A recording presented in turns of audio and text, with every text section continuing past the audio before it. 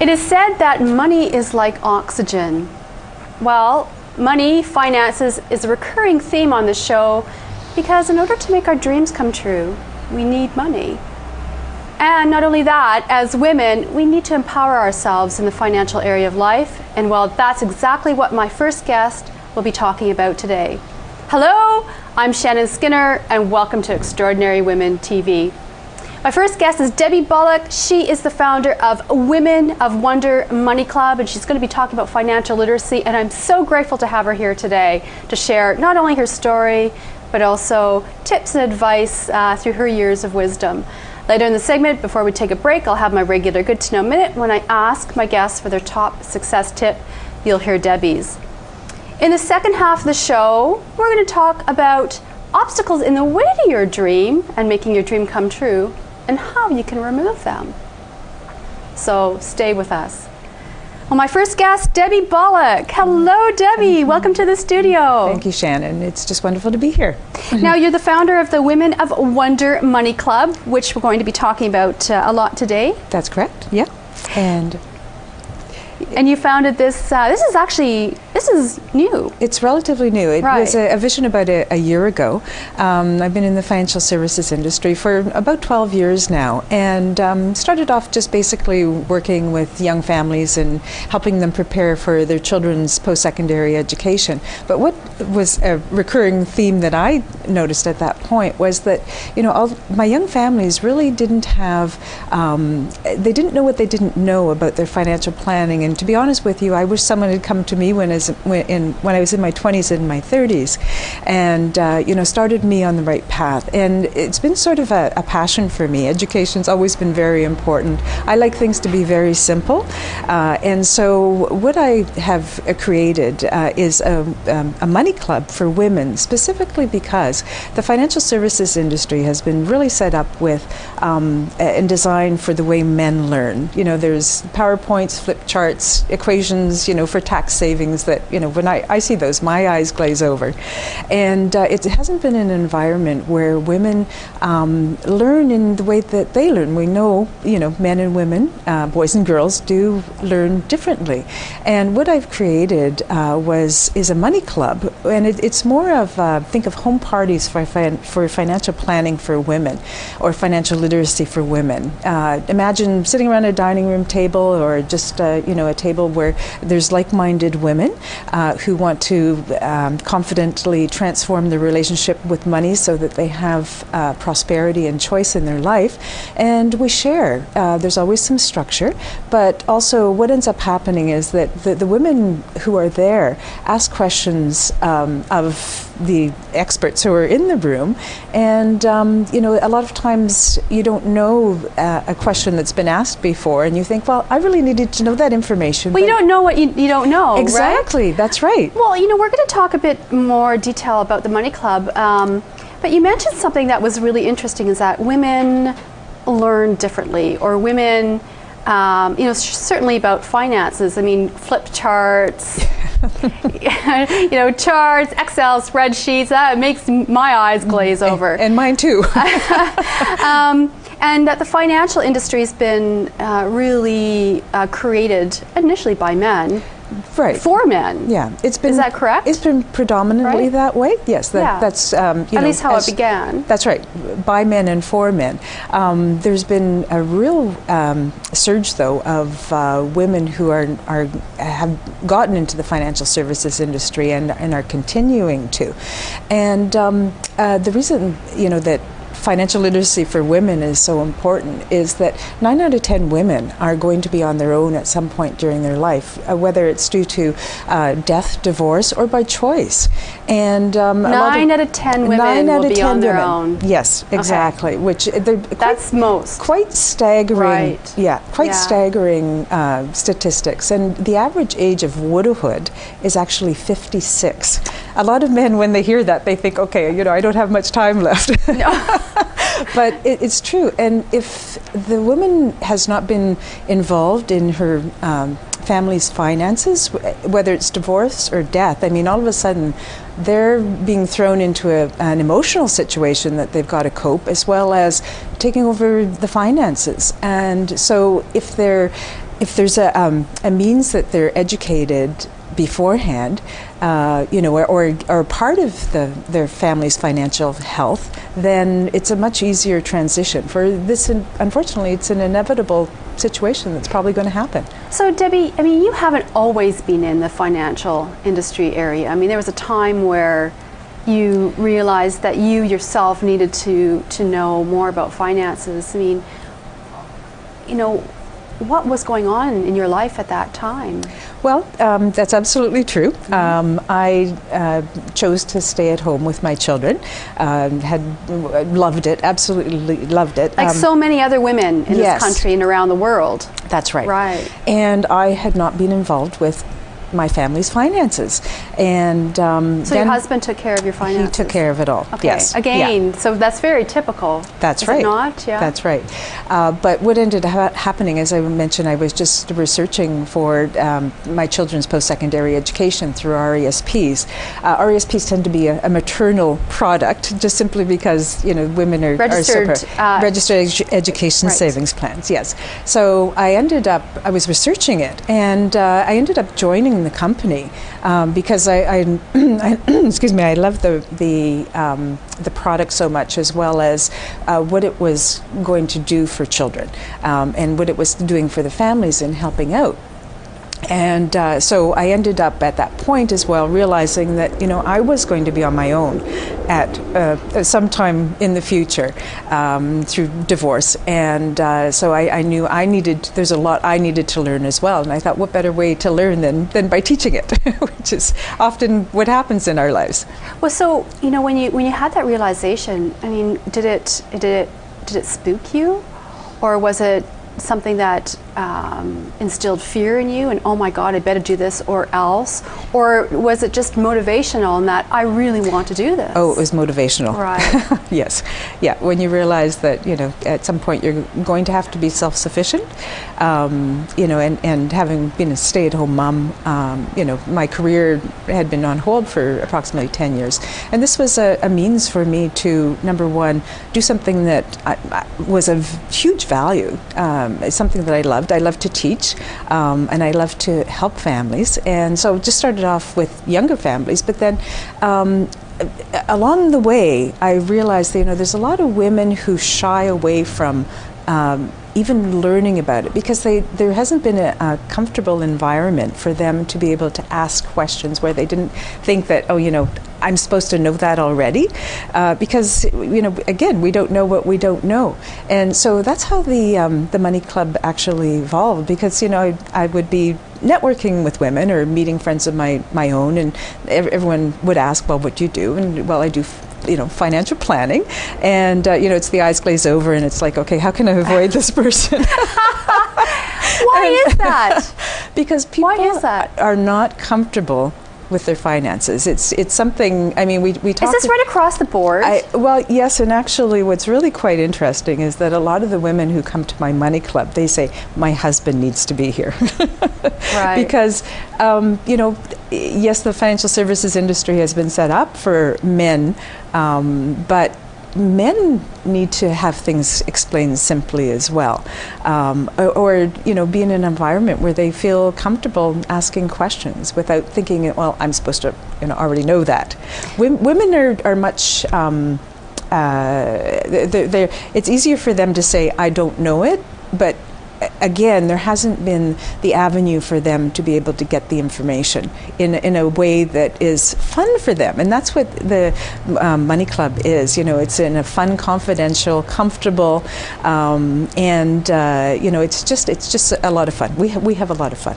So it's social, and I think women, exactly. This is something that women is very important. We seem to be hardwired for the social aspect of life, socializing, nurturing, exactly. Building community. So, your financial literacy program seems to fit then work in the way women think and how we're hardwired.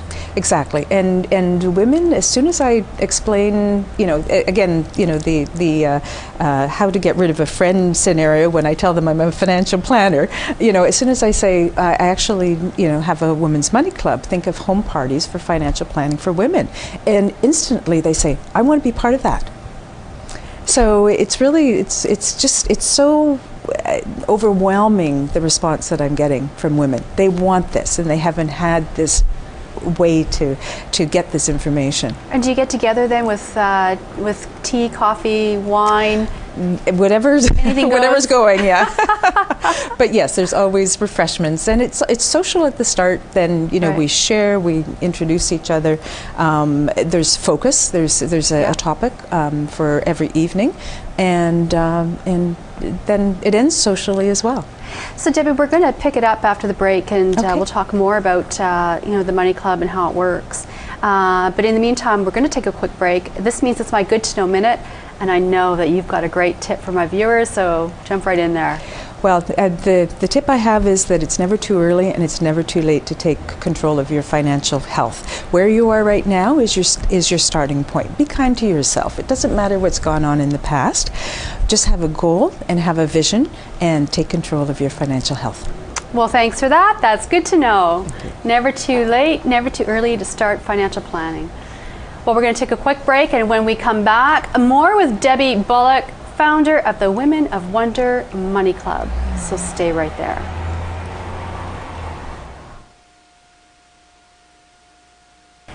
Well, welcome back to the show. I'm speaking with Debbie Bullock, who is the founder of the Women of Wonder Money Club. We're talking all things money. Mm-hmm.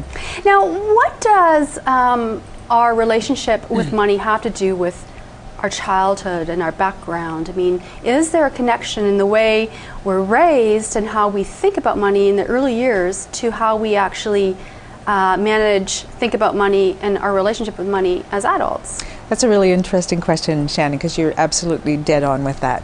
The way we grew up, I mean, as not just with money, but emotionally and all other points of growing up, what you grew up with is very often either you're going to duplicate it or you're going to turn out exactly the opposite. For example, if you grew up where money was never an issue, and did people learn the value of money in a situation like that, and has that carried on in your life, or did you struggle? Were there fights, family fights about money and spending money, and has that made you very frugal, or has that made you where you just spend money like crazy because that's the opposite of what you grew up with? But you're absolutely right. How we grew up and everything that we learned as a child pertaining to money does follow through in our adult life, and it either puts us in a really good place or maybe not such a good place. Well, a lot of people have a very negative view or perspective of money, almost as if money, it's not good to have a lot of money. There's a lot of artists, the artist's mentality, well, I'm going to do something because I love to do it, not because I want to get paid or not because I want to make money. And somehow it seems to, for some people, when you add money component to it, it seems to devalue it in their minds or in their hearts. Do you see that across the board? I mean, do you see that quite a bit? I think that you hit something there as well with women, because women tend to devalue money as well. And what ends up happening is that because of that, they may not charge the right amount if they're in a business for their worth. They'd rather do everything and say, well, that's going to come back to me somehow.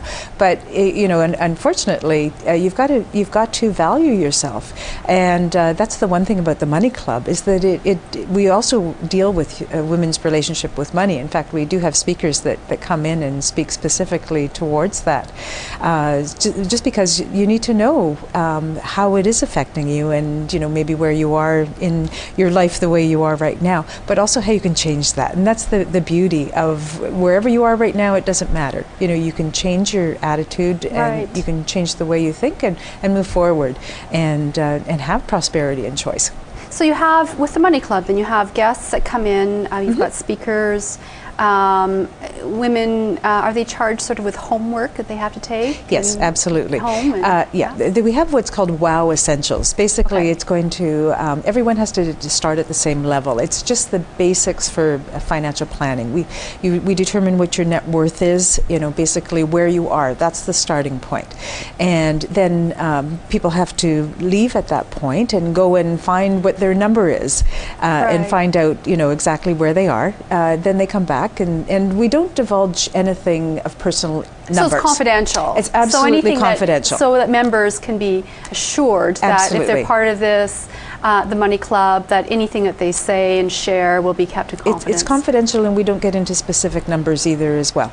People don't like to share their financial information. I mean, I've heard it said jokingly often that there are two topics people won't talk about. One is sex and the other is money, and more often they'll talk about sex before money. Is that true? Absolutely. You're absolutely right. And that's been my experience as well. And that's how the creation of the Money Club actually came about, because of exactly that. And I knew I needed to create and wanted to create an environment that was fun and comfortable, but yet still very confidential.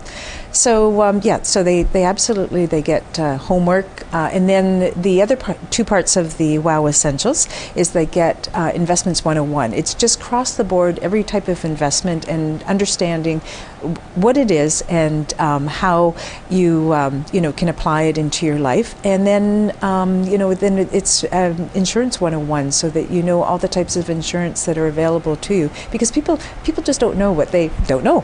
Right, we don't know what we don't know. That's a recurring theme here. Yes, that's right. Don't know what we don't know. Exactly. But how do we then change our relationship with money? I mean, if we have, as women, we're already set up in a way that how we think about money, what our relationship with money. But what is it that we need to do?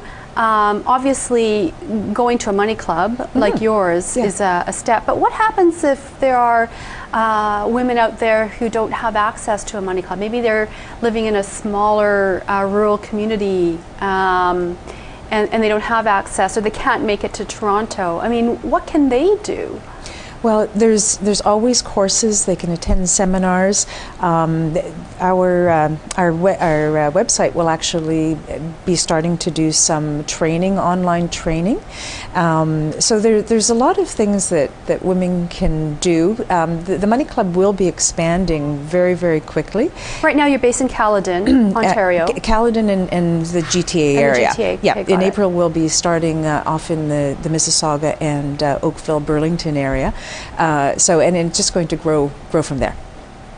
So what is your URL if anyone wants more information? Okay, it's www.wowmoneyclub.com. Okay, so that they can get more information there. But reading books, is that enough for us to really start changing how we think about money? I mean, reading investment books. I mean, every time I look at investment books, I think, oh my God. I agree. The other thing that you should do is to work with a trusted advisor who you feel comfortable with. Yes. Someone who you're able to ask the questions. There has to be a comfort level, and whether it's male or female, it really doesn't matter, as long as you feel that you're able to ask the questions and get an answer in a way that you're going to learn. And that's what I pride myself in doing, is being very simple. Explaining very simply and very patiently, and until my clients understand, and I know that they understand what I'm trying to discuss with them. And of course, the Money Club, is there a cost or is it free? There is a membership fee. Okay, got it. Yeah. Because part of the Money Club is that we all have to value ourselves. So there's a very inexpensive membership fee. And what ends up happening is that if you want to create a club of your own, get your own group of people together, of like-minded women who also want to learn about prosperity and choice through their financial life, you actually get your membership free, because you're going to be the host. We'll come and we'll facilitate the Money Club for you. But the membership is absolutely free then. And you actually raised something that's interesting, really important, that we have to value ourselves by paying for a service rather than making it free. Is really a first step, isn't it? That's right, absolutely. Yeah. And we also have, if you have a friend that comes, you get a friend's referral rate.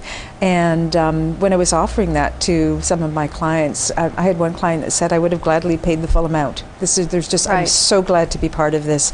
I get so much value from it. Now, I know that you've got a couple of quick tips on how women can create financial security for themselves. Well, yes, and basically, go ahead. Okay, basically, you need to know where you are right now. That's really, the first step. Find out what your net worth is, what your cash flow is. This is your starting point.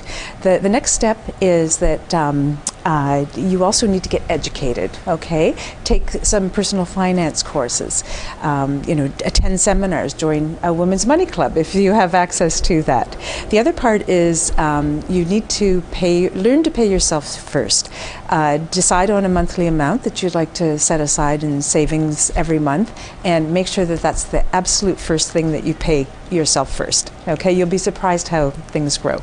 Yeah, and I've heard that said so often, pay yourself first. Is it enough? I mean, for some people who have a mortgage, they're homeowners, and they have a mortgage, they see themselves as already paying themselves first when they're paying that mortgage, and they're actually putting so much money into a house. Is that enough, or do we need to also have, maybe they don't have the income to have RSPs, RESPs if they have children, and so on. Maybe a house is really their prime investment. Is that enough to be paying ourselves first? And mortgages are kind of interesting because there's such a thing as good debt and bad debt. Yeah. And a mortgage is actually a good debt. But what a lot of people think is, okay, once my mortgage is paid, then I can start my savings plan.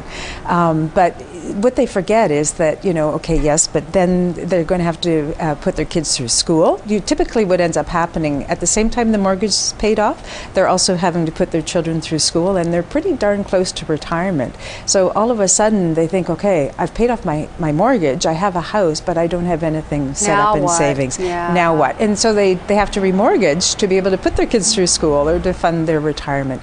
So you can actually be doing both at the same time. Now, my understanding, the origin, the roots of the word mortgage is till death. That's right. Well, there are strategies. Latin. There are strategies how to become debt free and to pay your mortgage off very, very quickly as well. Yeah, that's a topic that often is big right now, obviously because of the interest rates. Yeah. Do you think that women are afraid to make financial investment decisions on their own? Actually, I'd have to say no. Okay. Well, yes and no. There are a lot of very financially savvy women out there, and I can only commend them for having seen the light very, very early, and have had a plan, have done all the right things. Excuse me. But there are also a lot of women who, yes, they have been afraid to find out, and they haven't had the right environment to be able to find out the information. And it's really a comfort level of who you are working with, and don't be afraid to ask for help. Say, I really don't feel comfortable doing this on my own. I do need someone to help me out. Well, Debbie, I'm afraid our time is up, but it's been really insightful to have you here today. Thank you for sharing your insights and wisdom. Again, if anyone wants to reach you, it's your URL is wowmoneyclub.com. Absolutely. That's great. Okay. Well, thanks again. And thank you so much, Shannon. This has just been an absolute pleasure. Well, we're going to take a quick break, and when we come back, we're going to be talking about how to unblock obstacles in the way to your dreams. So stay with us. And of course, for more information about the show, about my previous guest, Debbie Bullock, you can visit the website at extraordinarywomentv.com. I'm on Twitter, lots of places to follow me. But we're going to take a quick break, and when we come back, you are going to make your dreams come true with this advice. So stay right there.